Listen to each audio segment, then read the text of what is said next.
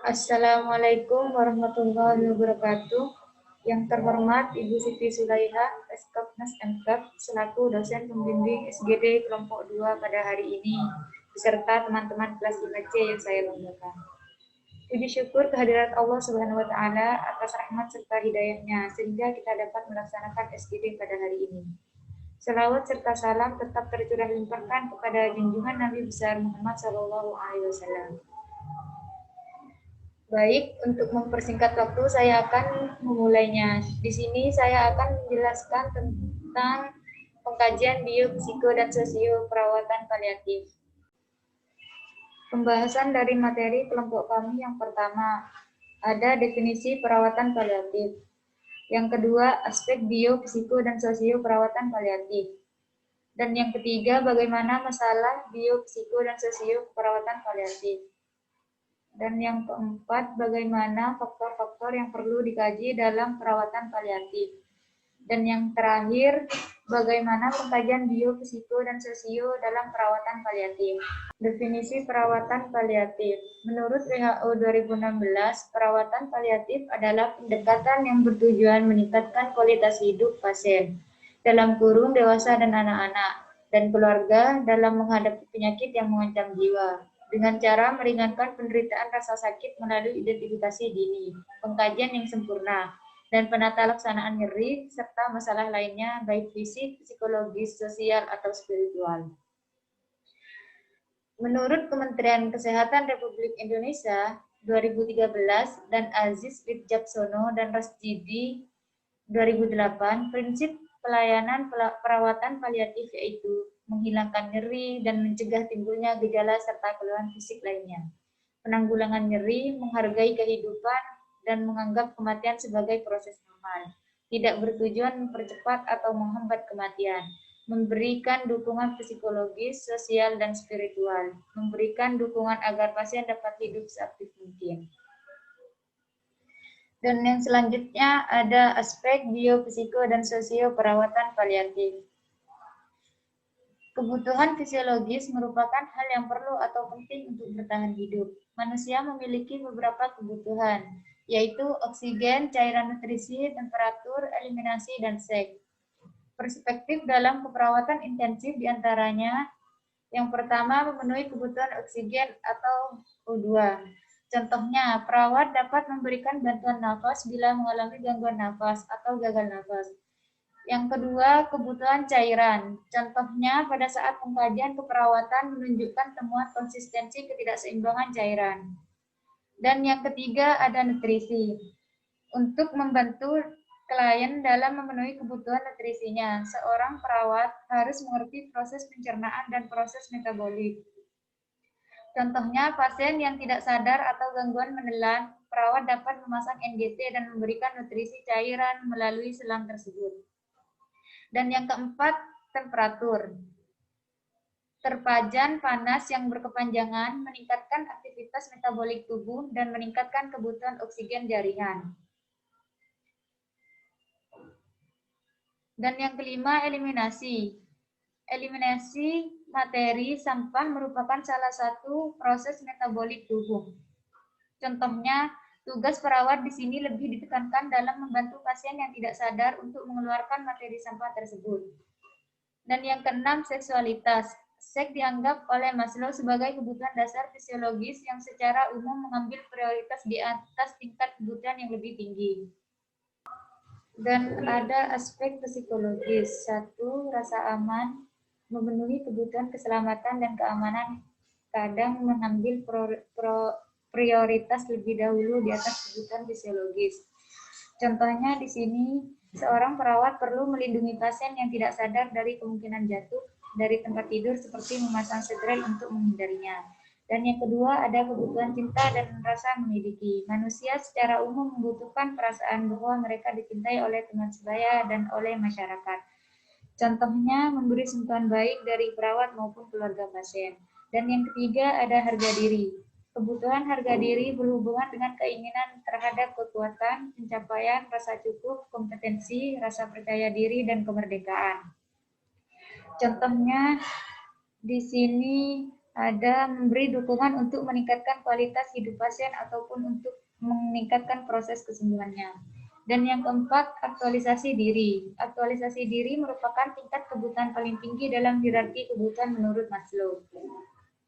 Contohnya, memberikan reward atau penghargaan terhadap perbaikan kondisinya walaupun kelihatannya pasien tidak dalam keadaan sadar. Dan selanjutnya ada aspek psikologis. Lingkungan sosial merupakan tempat di mana setiap orang dapat berinteraksi dengan orang lain, saling bertukar pikiran, curahan hati maupun yang lainnya, sehingga orang tersebut merasa dekat dengan kegiatan sosialnya. Contoh aspek sosial di sini, perawat bisa memberikan keluarga berkunjung atau melihat pasien tersebut untuk dapat saling berinteraksi, bahkan memberikan support. Ada juga masalah biopsiko dan sosio keperawatan paliatif. Yang pertama, masalah biologis. Masalah biologis merupakan masalah fisik yang seringkali muncul yang merupakan keluhan dari pasien paliatif, yaitu nyeri.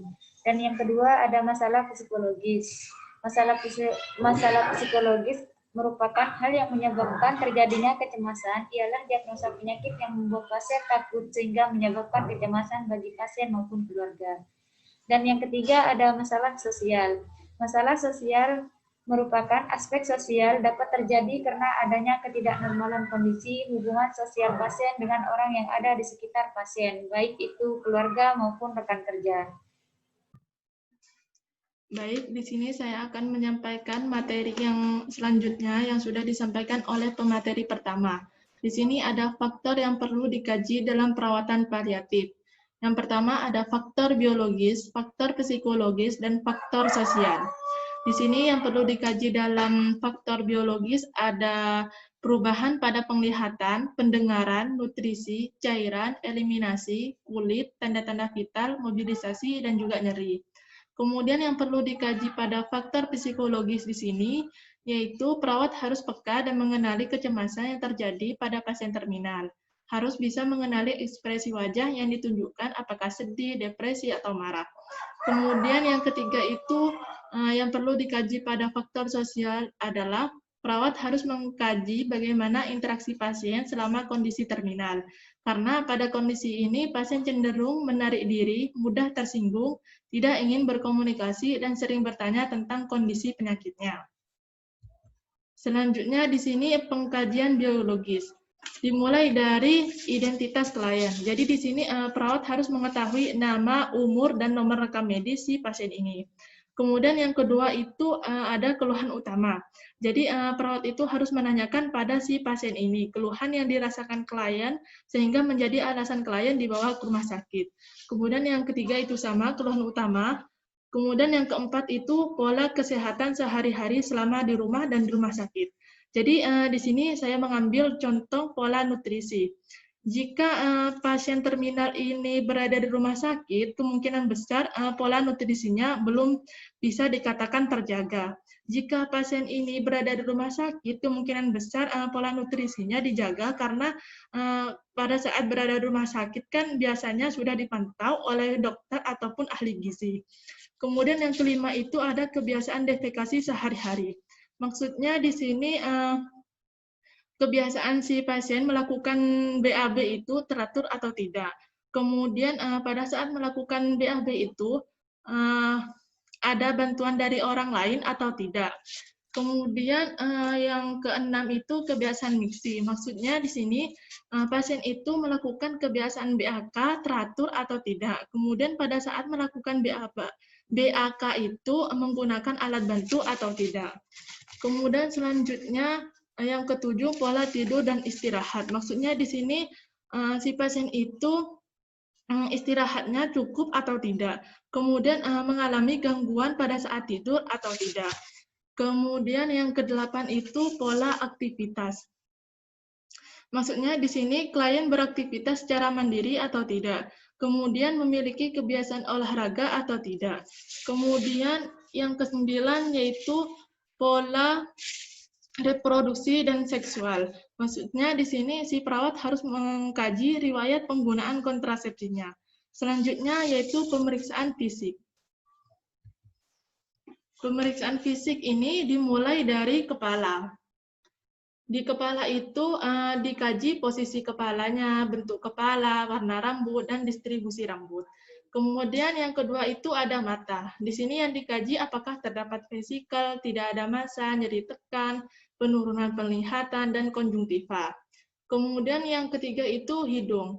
Yang dikaji pada hidung itu apakah terdapat sekret dan apakah terdapat lesi. Kemudian yang keempat itu mulut. Di mulut itu apakah terdapat lesi, kemudian giginya ada yang tanggal atau tidak, kemudian membran mukosa. Yang kelima itu ada telinga. Di telinga itu apakah ada nyeri tekan, kemudian apakah ada luka atau tidak. Kemudian yang keenam itu leher. Di leher itu apakah trakeanya simetris atau tidak, kemudian adakah pembesaran kelenjar tiroid dan vena jugularis atau tidak, kemudian terdapat nyeri tekan atau tidak. Kemudian yang ketujuh itu paru-paru. Di sini pemeriksaannya dimulai dari IAPP, inspeksi, auskultasi, perkusi, dan palpasi. Kemudian yang kedelapan itu ada jantung. Untuk melakukan pemeriksaan pada jantung itu dimulai dari IPAP, inspeksi, palpasi, auskultasi, dan perkusi. Kemudian yang kesembilan itu ada ketiak dan payudara. Di sini yang dikaji apakah didapatkan pembesaran kelenjar limfe dan benjolan atau tidak. Kemudian keadaan puting dan areolanya itu simetris atau tidak. Kemudian yang ke-10 itu ada abdomen. Bentuk abdomennya simetris atau tidak. Kemudian terdapat nyeri tekan atau tidak. Apakah ada benjolan atau tidak. Kemudian apakah ada tanda pembesaran hepar atau tidak. Kemudian yang ke-11 itu ada genitalia. Di genitalia itu apakah terdapat benjolan atau tidak. Kemudian terdapat nyeri tekan atau tidak. Kemudian 12 di ekstremitas. Ekstremitas itu yang dikaji yaitu kekuatan ototnya, menurun atau meningkat. Kemudian terdapat odem atau tidak. Kemudian tanpa ada atrofi atau hipertrofi. Kemudian yang ke-13 itu ada integumen. Di sini yang dikaji warna integumennya, kemudian teksturnya, turgor kulit, dan apakah terdapat tanda cyanosis atau tidak. Kemudian yang ke-14 itu status neurologis. Jadi yang dikaji itu tingkat kesadarannya, yaitu apakah baik, apakah lemah. Selanjutnya di sini pengkajian psikologis. Di sini ada 5. Yang pertama, kondisi pikiran dan suasana hati. Maksudnya di sini klien ini memiliki rasa putus asa dan tidak berdaya, kemudian depresi dan hilang keinginan untuk melakukan sesuatu. Yang kedua yaitu penyesuaian terhadap sakit.